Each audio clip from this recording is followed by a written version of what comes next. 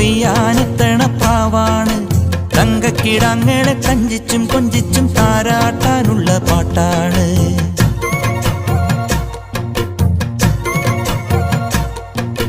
മുണ്ടകപ്പാടത്തെ മുത്തും പവിഴവും കൊയ്യാനെത്തണ പ്രാവാണ്.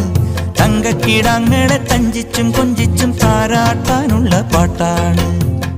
പാലാഴി തിങ്കൾ വന്നു കൊണ്ടുവന്ന പാൽക്കു